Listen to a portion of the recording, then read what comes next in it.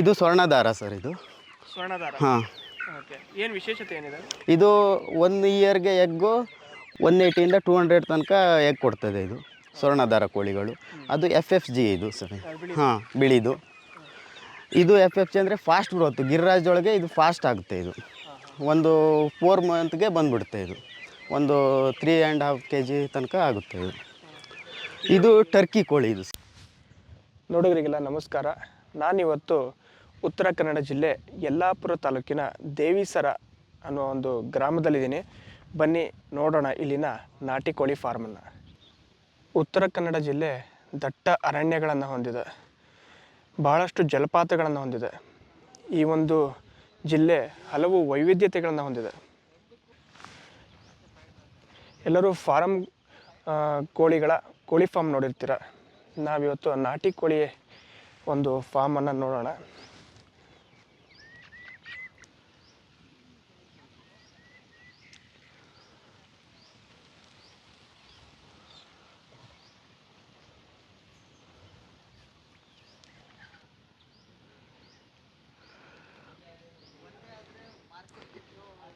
Sir ನಮಸ್ತೆ, ನನ್ನ ಹೆಸರು ವಿಘ್ನೇಶ್ವರ್ ಮಡಿವಾಳ ಅಂತ.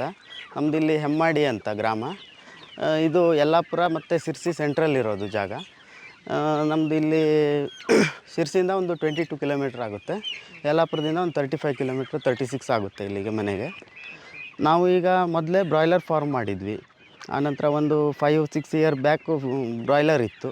ಆನಂತರ ಅದು ಏನು ಪ್ರಾಫಿಟ್ ಕಡಿಮೆ ಇತ್ತು, ಮತ್ತು ಡಿಸೀಸ್ ಬರ್ತಿತ್ತು ಕೆಲವೊಂದು, ಮತ್ತು ಫೀಡ್ ಮೇಂಟೆನೆನ್ಸ್ ಎಲ್ಲ ಮಾಡೋ ಸಮಸ್ಯೆ ಇತ್ತು. ಅದಕ್ಕೋಸ್ಕರ ನಾವು ಈಗ ಏನೋ ಬೇರೆ ಥರ ಕಂಡ್ಕೋಬೇಕಂತ ಈಗ ಸ್ಟಾರ್ಟಿಂಗಿಗೆ ಸಂತೆಯಲ್ಲಿ ನಾಟಿ ಕೋಳಿ ತಂದು 4 ಸಾಕಿದ್ವಿ. ಅದರಿಂದ ಸ್ವಲ್ಪ ಇನ್ಕಮ್ ಆಯಿತು. ಆನಂತರ ನಾವು ಈಗ ದೊಡ್ಡ ಪ್ರಮಾಣದಲ್ಲಿ ನಾಟಿ ಕೋಳಿನ ಸ್ಟಾರ್ಟ್ ಮಾಡ್ತಾಯಿದ್ದೀವಿ.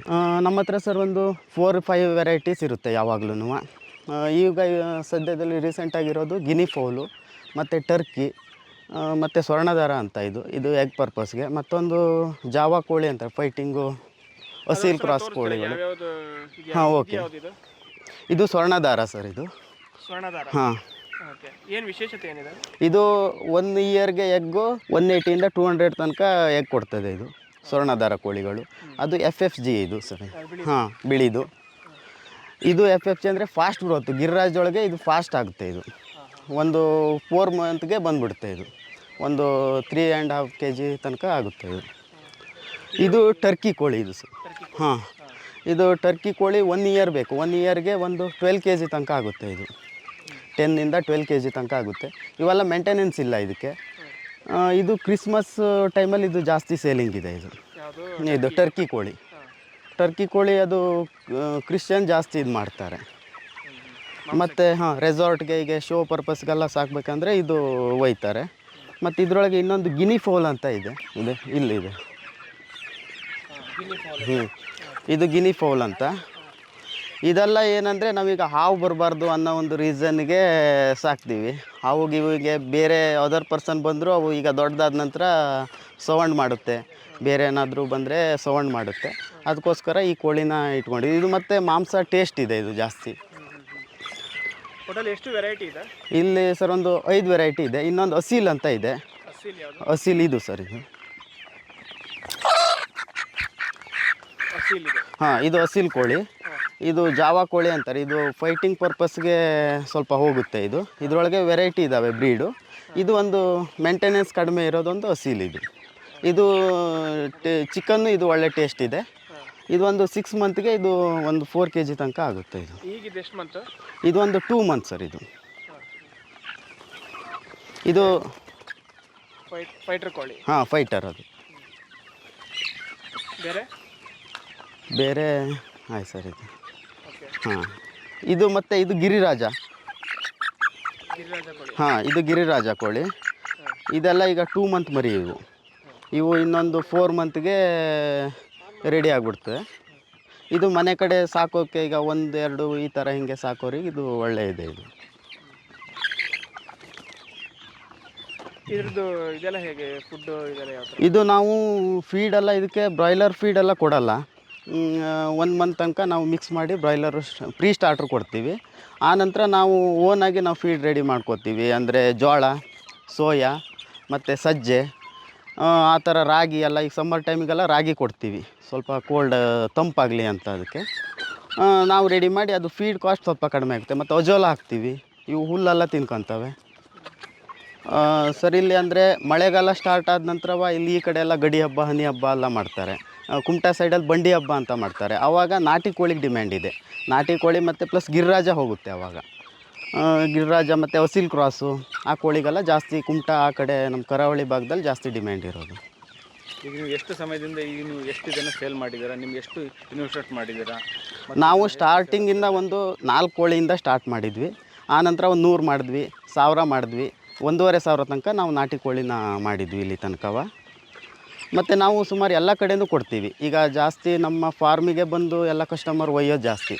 ಈಗ 4 ನಮ್ಮ ಹತ್ರ ಬರೋರು ಅಂದರೆ ಸಣ್ಣ ರೈತರು, ಅತಿ ಸಣ್ಣ ರೈತರು, ಆ ಥರ ಜನ ಬರ್ತಾರೆ. ಬಂದರು ಅವರು 2 ಪೀಸು, 4 ಪೀಸು, 10 ಪೀಸು ಈ ಥರ ಒಯ್ಯೋದೇ ಜಾಸ್ತಿ ಇದೆ. ಬೇಡಿಕೆ ತಕ್ಕಂತೆ ನಿಮಗೆ ಎಲ್ಲ ಕಡೆ ಸಿಗ್ತಾ ಇದೆ? ಹಾಂ, ಸಿಗ್ತಾ ಇದೆ ಸರ್. ಕೋಳಿಗಳನ್ನು ನೀವೇ ಬ್ರೀಡ್ ಮಾಡ್ತೀರಾ? ಇಲ್ಲ, ನಾವು ಹ್ಯಾಚರಿಂದನೇ ತೊಗೊಳ್ಳೋದು. ಡೇ ಓಲ್ಡ್ ಮರಿನ ತಂದ ನಂತರವ ಅದಕ್ಕೆ 20 ಡೇಸ್ ಬ್ರೂಡಿಂಗ್ ಸೆಟಪ್ ಹಾಕ್ತೀವಿ. ಬ್ರೂಡಿಂಗ್ ಸೆಟಪ್ಪಲ್ಲಿ ಒಂದು ದಿವಸದ ಮರಿಗೆ ನಾವು ಅದು ಮೊರೆಕ್ಸೋ ಇಂಜೆಕ್ಷನ್ ಅದು ಕಂಪಲ್ಸರಿ ಮಾಡಿರಬೇಕು. ಅಂದರೆ ಮೊರೆಕ್ಸೋ ಡಿಸೀಸ್ ಬರ್ತದೆ ಅದು ನೆಕ್ಸ್ಟು ಫ್ಯೂಚರಲ್ಲಿ ಕೋಳಿಗೆ. ಇವು ಸ್ವಲ್ಪ ಲಾಂಗ್ ಪ್ರೊಸೆಸ್ ಆಗಿರೋದ್ರಿಂದ ನಾವು ಅದು ಮೊರೆಕ್ಸೋ ಇಂಜೆಕ್ಷನ್ ಕಂಪಲ್ಸರಿ ಮಾಡಿದ್ರಿಂದನೇ ನಾವು ಹ್ಯಾಚರಿಂದನೇ ತೊಗೊತೀವಿ ಅವ್ರ ಹತ್ರ ಕೇಳಿ. ಆದ ನಂತರ ನಾವು 7 ದಿವಸಕ್ಕೆ ಒಂದು ವ್ಯಾಕ್ಸಿನ್ ಮಾಡ್ತೀವಿ. ಲೊಸೋಟಾ ಮಾಡ್ತೀವಿ, ಸೆಕೆಂಡ್ ವ್ಯಾಕ್ಸಿನ್ F1 ಮಾಡ್ತೀವಿ, ಆನಂತರ IBD ಮಾಡ್ತೀವಿ. 3 ವ್ಯಾಕ್ಸಿನ್ ಕಂಪಲ್ಸರಿ ಮಾಡ್ತೀವಿ. ಮತ್ತು ನೆಕ್ಸ್ಟು IBD ಬೂಸ್ಟ್ರು ಮತ್ತು ಲೊಸೋಟಾ ಸೆಕೆಂಡ್ ಡೋಸು ಕೊಡ್ತೀವಿ. ಆನಂತರ ಟರ್ಕಿ ಕೋಳಿಗೆ ಅಥವಾ 1 ಇಯರ್ಗೆ ನಾವು ಎಗ್ ಕೊಡೋವಂಥ ಕೋಳಿಗೆಲ್ಲ ನಾವು R2B ಒಂದು ಇಂಜೆಕ್ಷನ್ ಮಾಡ್ತೀವಿ. ಇಲ್ಲಿ ಇದರೊಳಗೆ ಡಿಸೀಜು ಜಾಸ್ತಿ ಬರ್ತದೆ. ಈಗ ನಮ್ಮ ಹತ್ರ ಒಯ್ಯೋರೆಲ್ಲ ತಗೊಂಡು ಹೋಗ್ತಾರೆ, ಸುಮ್ಮನೆ ಎಲ್ಲ ಕೋಳಿ ಜೊತೆ ಬಿಡ್ತಾರೆ. ಈಗ ಇಲ್ಲಿಂದ ನಮ್ಮ ಶೆಡ್ಡಿಂದ ಬೇರೆ ಶೆಡ್ಡಿಗೆ ಹೋಗಿ ಆ ಕೋಳಿನ ಆ ಕೋಳಿನ ಒಟ್ಟಿಗೆ ಬಿಡಬಾರ್ದು. ಅಂದರೆ ಅದು ಸಪ್ರೇಟಾಗಿ 1 ವಾರ ತನಕ ಅವ್ರನ್ನ ನೋಡಿ ಹೆಂಗಿದೆ ಅಂತ ಅವ್ರದ್ದು ಸ್ವಲ್ಪ ಅಬ್ಸರ್ವ್ ಮಾಡಿ ಆನಂತರ ಸೇರಿಸ್ಬೇಕು. ಇದಕ್ಕೆ ಡಿಸೀಜು ಮೇನಾಗಿ ಬರೋದು ಅಂದರೆ ಪೌಲ್ ಪಾಕ್ಸು, ಆನಂತರ ಮೊರೆಕ್ಸೋ ಬರ್ತದೆ, ಲಕ್ವಾ ಥರ ಬರ್ತದೆ ಒಂದು, ಮತ್ತೊಂದು ರಾಣಿಕೇಟ್ ಡಿಸೀಜ್ ಅಂತ ಬರ್ತದೆ. ಆನಂತರ ಕಾಕ್ಸ್ ಆಗ್ತದೆ ಮಿಡ್ಲಲ್ಲಿ. ಅಂದರೆ ನಾವು ಫುಡ್ಡಲ್ಲಿ ಏನಾದ್ರು ವೇರಿಯೇಷನ್ ಆದರೆ, ಕ್ಲೈಮೇಟ್ ವೇರಿಯೇಷನ್ ಆದರೆ, ಕೆಲವೊಂದು ನೀರು ಆಹಾರ ಇದರಲ್ಲಿ ಇದಾದರೆ ಕಾಕ್ಸ್ ಅಂತ ಆಗ್ತದೆ. ಅದಕ್ಕೆ ನಾವು ಮೆಡಿಸಿನ್ ಕೊಡ್ತೀವಿ, ಸೂಪರ್ ಕಾಕ್ಸ್ ಅಂತ, ರಕ್ತಭೇದಿ ಅದು. ನೆಕ್ಸ್ಟು ಒಂದೊಂದು ಸಲ ವೈಟ್ ಮೋಷನ್ ಆಗ್ತದೆ, ಅದಕ್ಕೂ ಒಂದು ಮೆಡಿಸಿನ್ ಕೊಡ್ತೀವಿ. ಅಂದರೆ ಸ್ಟಾರ್ಟಿಂಗಿಂದ ನಾವು ನ್ಯಾಚುರಲ್ಲಾಗಿ ಹಿಂಗೆ ಸಾಕಿದರೆ ಸ್ವಲ್ಪ ನಾವು ನ್ಯಾಚುರಲ್ಲಾಗಿ ಹಿಂಗೆ ಸಾಕಿಬಿಟ್ರೆ ಅವಕ್ಕೆ ಸ್ವಲ್ಪ ಡಿಸೀಜ್ ಅವಾಯ್ಡ್ ಆಗ್ತದೆ, ಸ್ವಲ್ಪ ಹೆಲ್ದಿಯಾಗಿರ್ತವೆ ಕೋಳಿಗಳು. ಇನ್ನು ಇದನ್ನು ಬೇರೆಯವ್ರಿಗೆ ಸಪ್ಲೈ ಏನಾದ್ರು ಮಾಡುವಂಥದ್ದು? ಹಾಂ, ಈಗ ಮಾಡ್ತಾ ಇದ್ದೀವಿ ಸರ್. ಅಂದರೆ ಸಣ್ಣ ಪ್ರಮಾಣದಲ್ಲಿ ಮಾಡ್ತಾಯಿದ್ವಿ ಚಿಕ್ಕದಾಗಿ. ಅಂದರೆ ಬೇಕು ನಾನು ಇದನ್ನು ಫಾರ್ಮ್ ಮಾಡಬೇಕು, ನಮಗೆ ಇದನ್ನು ಸಪ್ಲೈ ಕೊಡಿ ಚಿಕ್ಕ ಮರಿಗಳನ್ನು. ನಾವು ಸರ್ 1 ದಿವಸದ ಮರಿನ ಯಾರಿಗೆ ಕೊಡಲ್ಲ. ಯಾಕಂದರೆ ಕೆಲವೊಬ್ರಿಗೆ ಗೊತ್ತಿರಲ್ಲ, ಅದನ್ನು ಮೇಂಟೈನ್ ಮಾಡಬೇಕಂದ್ರೆ ಒಂದು 1 ಮಂತ್ ತನಕ ಮೇಂಟೈನ್ ಮಾಡಲೇಬೇಕು. ಅದಕ್ಕೆ ಆ್ಯಂಟಿಬಯೋಟಿಕ್ ಕೊಡಬೇಕು, ವ್ಯಾಕ್ಸಿನ್ ಎಲ್ಲ ಕಂಪಲ್ಸರಿ ಕೊಡಬೇಕು. ಮತ್ತು ಅವ್ರದ್ದು ಏನಾದರೂ 1 ಮರಿ 2 ಮರಿ ಏನಾದರೂ ಫಾಲ್ಟ್ ಬರ್ತವೆ, ಮೋರ್ಟಾಲಿಟಿ ಬರ್ತವೆ, ಅದನ್ನೆಲ್ಲ ಸ್ವಲ್ಪ ಅವಾಯ್ಡ್ ಮಾಡಬೇಕಂದ್ರೆ ನಾವು 1 ಮಂತ್ ಮರಿನೇ ಕೊಡ್ತೀವಿ ಜಾಸ್ತಿ. ಎಲ್ಲೆಲ್ಲಿ ಕೊಡ್ತಾಯಿದ್ರಿ, ಯಾವ್ಯಾವ ಊರಿಗೆ? ನಾವು ಈಗ ಕುಮಟಾ ಕೊಟ್ಟಿದ್ವಿ ಸರ್. ಕುಮಟಾ, ಹೊನ್ನಾವರ, ಭಟ್ಕಳ ಆ ಕಡೆ ಎಲ್ಲ ಕೊಟ್ಟಿದ್ವಿ. ಆನಂತರ ಇಲ್ಲಿ ಈ ಕಡೆ ಹಳಿಯಾಳ, ಜೋಯಿಡಾ ಈ ಕಡೆ ತನಕ ಕೊಟ್ಟಿದ್ವಿ. ಶಿರ್ಸಿ, ಸಿದ್ದಾಪುರ ಹಾಂ ಕೊಡ್ತಾ ಇದ್ವಿ ಸರ್. ಬೇರೆ ಜಿಲ್ಲೆಯವರು ಅಥವಾ ಬೇರೆಯವರು ಇನ್ನೂ ಕಾಂಟ್ಯಾಕ್ಟ್ ಮಾಡಿಲ್ಲ ಸರ್ ಇನ್ನು. ಬಟ್ ನಮಗೆ ಇಲ್ಲಿ ನಿಯರ್ ಆಗಿರೋದ್ರಿಂದ ಈ ಕಡೆ ಜನನೇ ಜಾಸ್ತಿ ಕಾಂಟ್ಯಾಕ್ಟ್ ಮಾಡ್ತಾರೆ. ಈ ಕಡೆ ಜನ ಇಲ್ಲಿ ಬಂದು ನೋಡ್ತಾರೆ ನಮ್ಮ ಹತ್ರ, ಅವರಿಗೆ ಏನು ಬೇಕಂತ ನಾವು ಮಾಹಿತಿಯನ್ನು ಕೊಡ್ತೀವಿ, ನಾವು ಒಯ್ತಾರೆ ಅವರು. ಸರ್ ನಾವು 1 ಮಂತ್ ಮರಿಗಾದರೆ ಆ ಮಂತ್ ರೇಟ್ ಹೇಗಿದೆ ಅಂತ ಇದು ಮಾಡ್ತೀವಿ, ಕನ್ಸಿಡರ್ ಮಾಡ್ತೀವಿ. ಒಂದು ಗಿರಿರಾಜ ಅಲ್ಲಾದರೆ ಒಂದು 80 ರುಪೀಸಿಂದ 100 ತನಕ ಆಗುತ್ತೆ. FFC ಆದರೆ 100-110 ಆಗುತ್ತೆ. ಟರ್ಕಿ ಅಲ್ಲಾದರೆ 250 ಆಗುತ್ತೆ 1 ಮಂತ್ ಮರಿಗೆ. ಗಿನಿ ಫೌಲ್ ಆದರೆ 200 ಆಗುತ್ತೆ. ಅಂದರೆ ಈಗ ಒಂದು ಕೋಳಿ ಅಂತ ಮಾಡ್ತೀರಾ ಇಲ್ಲ ಕೆ ಜಿ ಮೇಲೆ? ಇಲ್ಲ, ಈಗ ಮಂತ್ ಓಲ್ಡ್ ಅಲ್ಲ ಸರ್, 1 ಮರಿ ಅಂತ ಪರ್ ಬರ್ಡ್ಗೆ ನಾವು ಇದು ಮಾಡ್ತೀವಿ. ಈ ಅಸೀಲ್ ಕೋಳಿ ಎಲ್ಲ 120 ತನಕ ಇದೆ ಪ್ಯೂರ್ ಆದರೆ. ಅಸೀಲ್ ಕ್ರಾಸ್ ಆದರೆ 90 ರುಪೀಸ್ ಇದೆ. ಫೀಡ್ ಕಾಸ್ಟ್ ಕಡಿಮೆ ಮಾಡೋ ಸಲುವಾಗಿ ಇದು ಅಜೋಲಾ ಸ್ಟಾರ್ಟ್ ಮಾಡಿದ್ವಿ. ಇದು ಅಜೋಲಾ ಹೇಗೆ ಅಂದರೆ, ಈಗ ಇದನ್ನು ಸೀಡ್ಸ್ ತಂದು ಹಾಕಿದ ನಂತರ ಇದು 1 ವಾರಕ್ಕೆ ರೆಡಿ ಆಗಿಬಿಡ್ತದೆ. ಇದನ್ನು ನಾವು ಡೈಲಿ ಇದನ್ನು ತೆಗೆದ್ರೆ ಮತ್ತು ನಾಳೆ ಅಷ್ಟೇ ಮೇಕಪ್ ಆಗಿಬಿಡ್ತದೆ. ಇದು ಪ್ರೋಟೀನ್ಗೆ ಜಾಸ್ತಿ ಪ್ರೋಟೀನ್ ಇದೆ ಇದರಲ್ಲಿ, ಮತ್ತು ಕೋಳಿಗೆ ಹೆಲ್ದಿ ಆಗಿರ್ತದೆ ಅನ್ನೋದಕ್ಕೆ ನಾವು ಅಜೋಲಾನ ಜಾಸ್ತಿ ಇದು ಮಾಡ್ತೀವಿ. ಹೇಗಿದು ಪ್ರಿಪೇರ್ ಮಾಡೋದು ಈ ಇದು ಪಾಟು ನಮಗೆ ಬೇಕಾಗಿ 1 ಫೀಟಾರು ಇರಬೇಕು ಮಿನಿಮಮ್. ಅಂದರೆ ನಮಗೆ ಬೇಕಾದ ಥರ ಅಗಲ ಮಾಡ್ಬೋದು. ಕೆಳಗಡೆ ನಾವು ಸ್ವಲ್ಪ ಸಗಣಿ ಮತ್ತು ಮಣ್ಣು ಆ ಥರ ಇದನ್ನು ಹಾಕಿ ನೀರಲ್ಲಿ ಕರಡಿ ಈ ಅಜೋಲಾ ಸೀಡ್ಸ್ನ ಹಾಕಿಬಿಟ್ರೆ ಇದು ಒಂದು 4 ಡೇ 5 ಡೇಗೆ ಬೆಳೆದ್ಬಿಡುತ್ತೆ ಫುಲ್ಲು. ಇದನ್ನು ಡೈಲಿ ನಾವು ಈಗ ಇಷ್ಟು ತೆಗೆದ್ರೆ ನಾಳೆ ಇದಿಷ್ಟು ಮೇಕಪ್ ಆಗಿಬಿಡ್ತದೆ. ಮತ್ತೆ ಬೆಳೆದಿರುತ್ತೆ. ಹಾಂ, ಬೆಳೆದಿರುತ್ತೆ. ಸೀಡ್ಸ್ ಎಷ್ಟು ಹಾಕಿದ್ರೆ ಈ ಎಷ್ಟಿದೆ ಇದು ಪಾಂಡ್ ಸೈಜು? ಒಂದು 4 ಅಡಿ ಇದೆ ಇದು.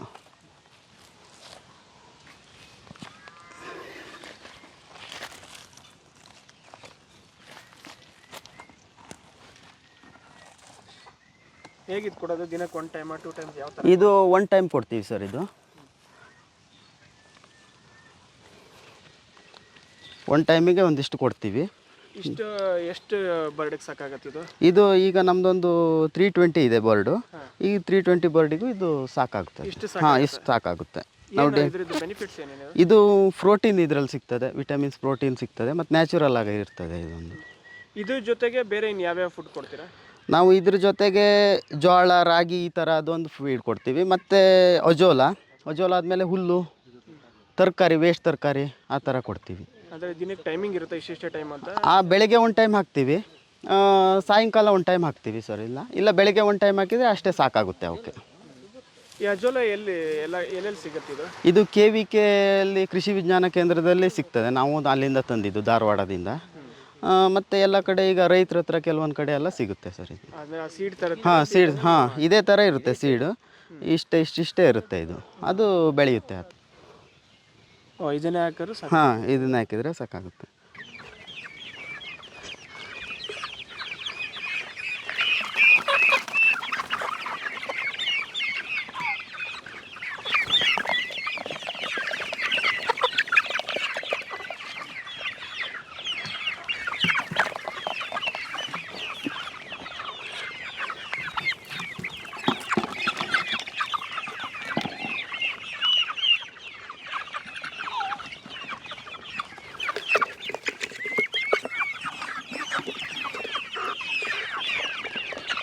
ಮತ್ತು ಈ ಕಡೆ ಇದೇನು ಮಾಡಿದಾರೆ ಇಲ್ಲಿ ಸರ್? ಇದು ನಮ್ಮದು ಮೊದಲೇ ಬ್ರಾಯ್ಲರ್ ಶೆಡ್ ಇತ್ತು ಇದು. ಆನಂತರ ಇದನ್ನೇ ನಾವು ಸ್ವಲ್ಪ ಈಗ ನಾಟಿ ಕೋಳಿಗೆ ನೈಟಲ್ಲಿ ಉಳಿಯೋಕ್ಕೋಸ್ಕರ ಇದನ್ನು ಮಾಡಿದ್ವಿ. ಮತ್ತು ಬ್ರೂಡಿಂಗು ನಾವು ಇದರಲ್ಲೇ ಕೊಡ್ತೀವಿ. 1 ದಿವ್ಸದ ಮರಿ ಇದು ಮಾಡೋದಲ್ಲ, ನಾನು ಒಳಗಡೆ ತೋರಿಸ್ತೀನಿ. ಇಲ್ಲಿ ನಾವು ಮರಿ ಇದ್ದಾಗ ಇದೊಂದು ಸರ್ಕಲ್ ಮಾಡಿ ಇಲ್ಲಿ ಒಂದು ಚಿಕ್ಸ್ ಬಿಡ್ತೀವಿ. ನಾವೀಗ ಒಂದು 500 1000 ಅಂತಂದರೆ ಇಷ್ಟರೊಳಗಡೆ ಬಿಟ್ಕೊತೀವಿ. ಗಾರ್ಡ್ ಹಾಕಿ ಮತ್ತು ಇದಕ್ಕೆ ಲೈಟ್ ಹಾಕಿ ಮೇನಾಗಿ ಇದು ಬ್ರೂಡಿಂಗ್ ಕೊಡ್ತೀವಿ.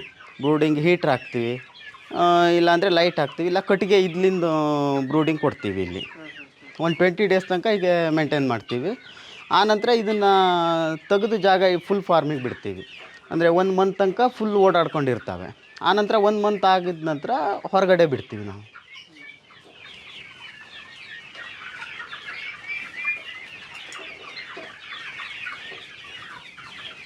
ಈಗ ಸದ್ಯಕ್ಕೆ ಮಾರ್ಕೆಟ್ ರೇಟ್ ಎಲ್ಲ ಹೇಗಿದೆ? ಮಾರ್ಕೆಟ್ ರೇಟು ಸರ್, ಇದು ಪರ್ KGಗೆ ಗಿರಿರಾಜ ಎಲ್ಲ 350 ತನಕ ಇದೆ. 350 400 ತನಕನೂ ಇದೆ. ನಾಟಿ ಕೋಳಿ ಎಲ್ಲ ಪೀಸ್ ಲೆಕ್ಕದಲ್ಲಿ ಕೊಡ್ತೀವಿ. 600 500 ಈ ಥರ ನಾವು ಪೀಸ್ ಲೆಕ್ಕದಲ್ಲಿ ಕೊಡ್ತೀವಿ. 1000 ತನಕನೂ ಕೊಡ್ತೀವಿ ದೊಡ್ಡದಲ್ಲಾದರೆ. ಮತ್ತು ಇವು ಟರ್ಕಿ ಎಲ್ಲವ 450 ತನಕ ಕೊಡ್ತೀವಿ 10 kg ಮೇಲಾದರೆ. ಗಿನಿ ಫೌಲು ಪೀಸ್ ಲೆಕ್ಕದಲ್ಲಿ ಜಾಸ್ತಿ ಒಯ್ತಾರೆ, ಮರಿ ಜಾಸ್ತಿ ಒಯ್ತಾರೆ ಸಾಕೋಕ್ಕೆ.